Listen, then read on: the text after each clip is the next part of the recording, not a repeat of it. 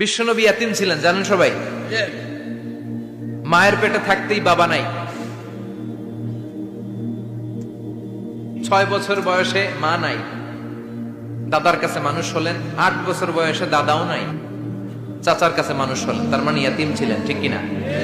আপনি ইয়াতিম ছিলেন, আমি আপনার আশ্রয় দিয়েছি। এরপর আল্লাহ 2 নাম্বার অনুগ্রহের কথা বললেন, ওয়া ওয়াজাদাকা দাল্লান ফাহাদা। ও নবী, আপনাকে আমি পথহারা পথিকের মতো ঘুরতে দেখেছি, তারপরে সঠিক পথ দেখিয়ে দিয়েছি। ওয়াজাদাকা দাল্লান, আমি আপনারে গোমরা অবস্থায় পেয়েছি, এরকম বলা যাবে? বিশ্বনবী কি 40 বছর বয়সের আগে গোমরা ছিলেন? না, he was searching the right path and Allah guided him to the truth way, to the correct way. উনি পথ খুঁজছিলেন। আমি যাব দেবিদ্দার, কি রে পথ এইটা না ওইটা? আল্লাহকে ওইটা না এটা দিয়ে যাও, ওইটা দিয়ে যাও না এটা দিয়ে যাও, সুবহানাল্লাহ পড়েন। পথ খুঁজছিলেন, এইটা যাব না ওইটাই, কোনটা আমার পথ, এইটা না ওইটা? ফাহাদা, আল্লাহ বললেন এইটা না ওইটাই চলো, সুবহানাল্লাহ পড়েন। আমাদেরকে পথ দেখায় কে? আমি যদি কোনদিন পথ ভুলে যাই, হাতছানি দিয়ে কাছে নিও, মমতার বন্ধনে আমায় বেঁধে সব ভুল ক্ষমা করে দিও। পড়েন আমিন। আমরা পথ হারালে পথ দেখায় কে? আবার তাফসিরে এসেছে, আপনি হারিয়ে গিয়েছিলেন, আমি আপনাকে ফিরিয়ে দিয়েছি। পাহাড়ি কোন একটা রাস্তায় বিশ্বনবী ছোটবেলা হারিয়ে গিয়েছিলেন, আল্লাহ তাআলা বিশ্বনবীকে আবার চাচার কোলে ফিরিয়ে দিলেন। এই বর্ণনাটা দুর্বল। সঠিক মত হচ্ছে বিশ্বনবী পথ খুঁজছিলেন, সঠিক পথ, আল্লাহ বিশ্বনবীকে সঠিক পথ দেখালেন, সুবহানাল্লাহ পড়েন। 3 নাম্বার অনুগ্রহ, ওয়াজাদাকা আইলান ফাআগনা, আপনি ছিলেন নিঃস্ব, টাকা পয়সা ছিল না। তাফসিরে এসেছে ফাআগনা বিখাদিজা, খাদিজার মাধ্যমে আমি আপনারে ধনী বানায়া দিছি। বিশ্বনবীর কিন্তু টাকা পয়সা ছিল না জানেন, ছাগল চড়াতো, কাউবয়। মা মিন নাবিয়্যিন ইল্লা রাআল গানাম, ছাগল চড়াতেন। এরপরে খাদিজাতুল কুবরার স্টাফ হিসেবে, কর্মচারী হিসেবে ক্যারিয়ার শুরু করলেন। এরপর বিজনেস ম্যাগনেট হিসেবে শুরু করলেন। খাদিজাতুল কুবরার সাথে যখন বিয়ে হয়ে গেল, খাদিজাতুল কুবরা তাহেরা ওনার সব সম্পদের মালিক বিশ্বনবীরে বানায় দিলেন। আল্লাহ বলেন, তোমার তো কিছু ছিল না নবী, খাদিজার মাধ্যমে বিয়ে পড়িয়ে দিয়ে আমি তোমারে ধনী বানিয়ে দিলাম। 3টা অনুগ্রহের কথা স্মরণ করালো কে? 3টা অনুগ্রহের কথা স্মরণ করিয়ে দিয়ে এবার বিশ্বনবীর 3টা ওয়ার্ক প্ল্যান দিবেন। কয়টা ওয়ার্ক প্ল্যান? কয়টা কর্মসূচি? 3টা। শুনবেন। নাম্বার 1, আল্লাহ বললেন, ফাআম্মাল ইয়াতীমা ফালা তাকহার। ও নবী, প্রথম কর্মসূচি, খবরদার এতিমের সাথে খুব খারাপ আচরণ করবেন না। কারণ আপনি নিজেই এতিম ছিলেন। নিজে কি ছিলেন? কথা কন। এতিমে এলাকায় আসেনি? এতিমরা সমাজের সবচেয়ে সুবিধা বঞ্চিত মানুষ। এতিমের সাথে খারাপ আচরণ করবেন না। বিশ্বনবী বলতেন, এদিকে তাকান, আঙ্গুলের দিকে তাকাইছেন, আনা ওয়া কাফিলুল ইয়াতীমি হাকাদা ফিল জান্নাহ, আমি এবং এতিমের রক্ষণাবেক্ষণকারী, লালন পালনকারী একসাথে এইভাবে জান্নাতে থাকবে। এতিমের পালনকারী আমার প্রতিবেশী হবে, আর লালন পালন করবে তো দূরের কথা, এতিমের মাল খাইয়া শেষ। আছে না নাই? ইন্নাল্লাযীনা ইয়াকুলুনা আমওয়ালাল ইয়াতামা যুলমান ইন্নামা ইয়াকুলুনা ফি বুতুনিহিম নারা ওয়া সায়াসলাউনা সাঈরা। তুই এতিমের মাল খাস, তুই এতিমের সম্পদ খাস নাই, তুই জাহান্নামের আগুন পেটে ঢুকিয়েছিস। এতিমের সম্পদকে সে রক্ষণাবেক্ষণ করে দিয়ে এতিমের একটা ব্যবস্থা করে দিবে, ওইটা না, এতিমের সম্পদ মাইরা খায়া ফেলায়। তুমি এতিমের সম্পদ খাও নাই, তুমি জাহান্নামের আগুন পেটে ঢুকিয়েছো। এতিমকে ভালোবাসবেন, এতিমরে ভালোবাসা মানে নবীরে ভালোবাসা। কারণ আমার নবী এতিম ছিল, ঠিক কি না? এতিমের মাথায় হাত বুলিয়ে দিবেন। আল মাসহু, খেয়াল করেন, আল মাসহু আলা রাসিল ইয়াতীম ইউজিলু কাসওয়াতাল কলব। এতিমের মাথায় হাত বুলিয়ে দিলে হৃদয়ের কাঠিন্যতা দূর করে দেয় কে? আল্লাহ। এক সাহাবী এসে বললেন, ইয়া রাসূলুল্লাহ, জাআ রাজুলুন ইলা রাসূলিল্লাহ ওয়া ইয়াশতাকি কাসওয়াতাল কলব। এক লোক এসে বলে, নবী, আমার হৃদয়টা বড্ড শক্ত, হৃদয় নরম হয় না, এমন কিছু আমারে শিখিয়ে দেন যাতে হৃদয়টা নরম হয়ে যায়। বিশ্বনবী বললেন, তোমারে 3টা কাজ করতে বলবো। 1, ইরহামিল ইয়াতীম, এতিমের প্রতি রহম দিল হও। 2, আমসাহ আলা রাসি, এতিমের মাথায় হাত বুলিয়ে দাও। 3, আতইম তুআমাকা মাআহু, তোমার খাবার তার সাথে শেয়ার করো। ইয়ালিনু কলবুক, তোমার হৃদয়টা নরম হয়ে যাবে। অনেকে আছে দোয়া করলে চোখ দিয়ে পানি বের হয় না, আছে না নাই? কঠিন হৃদয়, হৃদয় নরম হয় না। এতিমের মাথায় হাত বুলিয়ে দিবেন, আপনার হৃদয়টারে নরম করে দিবে কে? যাদের ঘরে শান্তি নাই, জ্বালা যন্ত্রণা, একটু এতিমখানায় যাবেন, কিছু দান সদকা করবেন। ওরা খেতে পায় না, ওদেরকে খাবার দিয়ে আসবেন, একটা গরু দিয়ে আসবেন, একটা খাসি দিয়ে আসবেন, ওরা খাবে, আপনার জন্য দোয়া করবে। আর মাথায় একটু হাত বুলিয়ে দিয়েন। বিশ্বনবীর আল্লাহ বললেন, নবী ফাআম্মাল ইয়াতীমা ফালা তাখহার, এতিমকে তুচ্ছ জ্ঞান করবেন না। আপনি নিজেও এতিম ছিলেন, ছোটবেলা বিকেলে খেলতে খেলতে সবার বাবা এসে ছেলেদেরকে নিয়ে যেত, আপনারা নেয়ার মতো কেউ ছিল না। আপনি নিজে এতিম ছিলেন, আপনি ওদের দুঃখ বুঝবেন, এজন্য খবরদার ফাআম্মাল ইয়াতীমা ফালা তাখহার। বিশ্বনবীর আল্লাহ ধমক দিয়ে বলে ফালা তাখহার, এতিমদের প্রতি কঠোর হবেন না, তুচ্ছ জ্ঞান করবেন না, এতিমের সাথে রূঢ় আচরণ করবেন। এতিমের সাথে রূঢ় আচরণ করা কবিরা গুনাহ। এদের নামে আল্লাহ কোরআনে একটা সূরা দিয়েছেন, আল মাউন।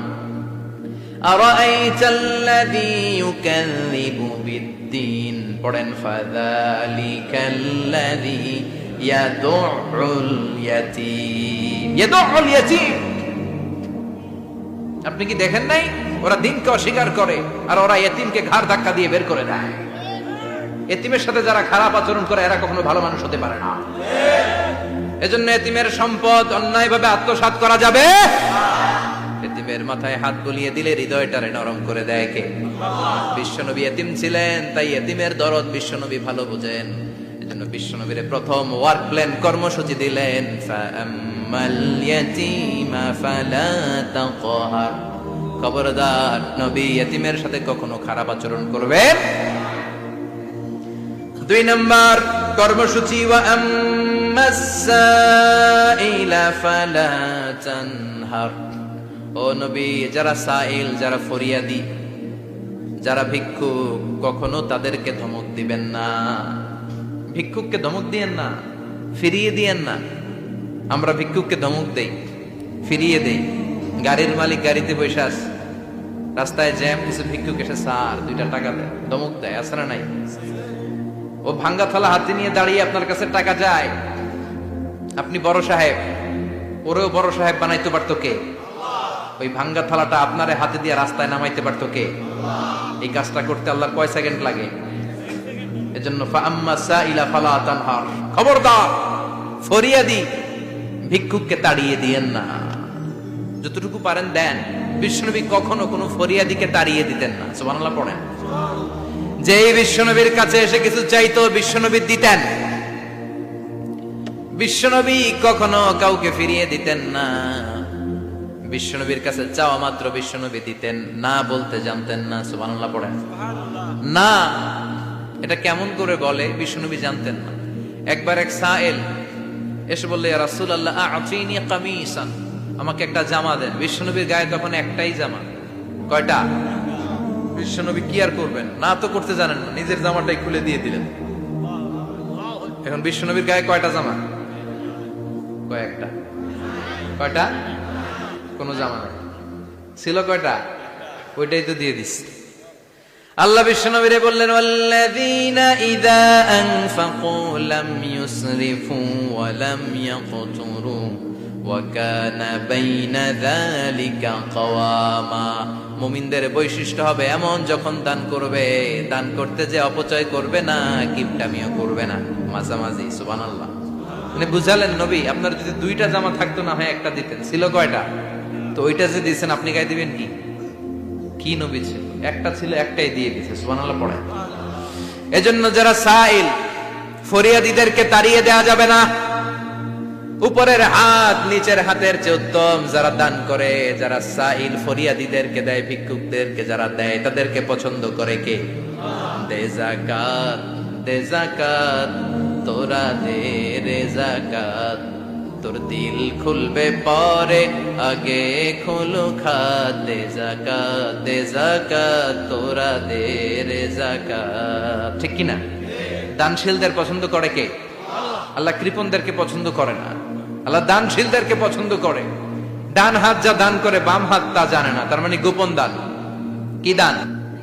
গোপন দান আল্লাহর কাছে প্রিয়। গোপন দান আল্লাহর ক্রোধকে প্রশমিত করে, কমিয়ে দেয়।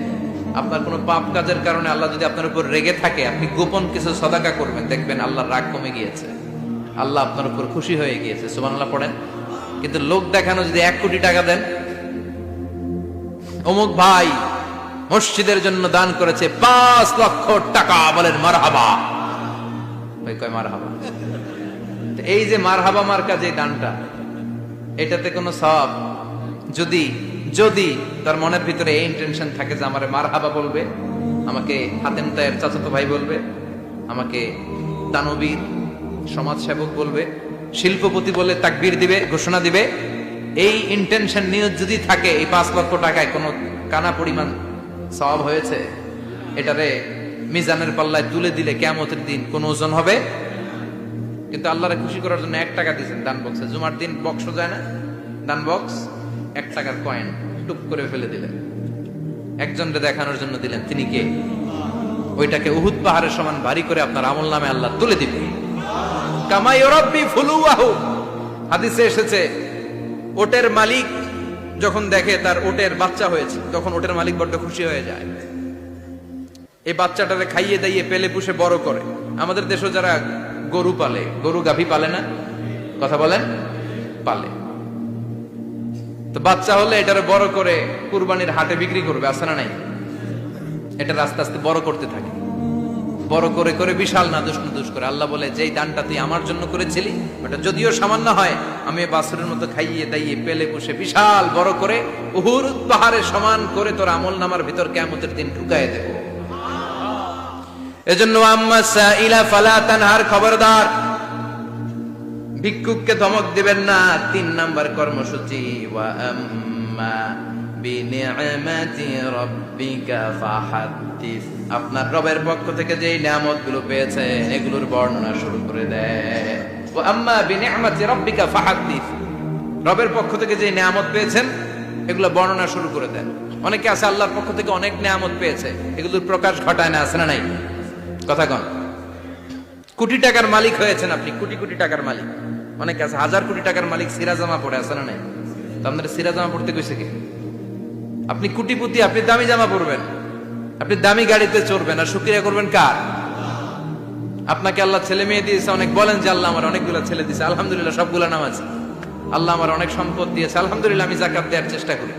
সব বলবেন শুকরান লা ফাখরান, শুকরিয়া করে বলবেন, কোনো ফাখার করে নয়। তার মানে আল্লাহর দেয়া নিয়ামতের শুকরিয়া আদায়ের মধ্যে, ওইটা প্রকাশ করার মধ্যে কোনো দোষ নাই। চিৎকার করে বলেন ঠিক কিনা? এজন্য আল্লাহ বললেন, ওয়া আম্মা বিনিআমাতি রাব্বিকা ফাহাদ্দিস, আল্লাহর দেয়া নিয়ামতের শুকরিয়া আপনি করেন, আল্লাহর দেয়া নিয়ামতের বর্ণনা আপনি শুরু করে দেন। সুবহানাল্লাহ বলেন। তাহলে 3টা কর্মসূচি দিলেন, চিল্লায় বলেন কয়টা? 1 নম্বরে আল্লাহ বললেন, ফা আম্মাল ইয়াতীমা ফালা তাকহার, খবরদার এতিমদেরকে ধমক দিবেন না, যারা সুয়াল করে ফরিয়াদ করে তাদেরকে ফিরিয়ে দিবেন না, আর নিয়ামতের শুকরিয়া করেন। সুবহানাল্লাহ পড়েন।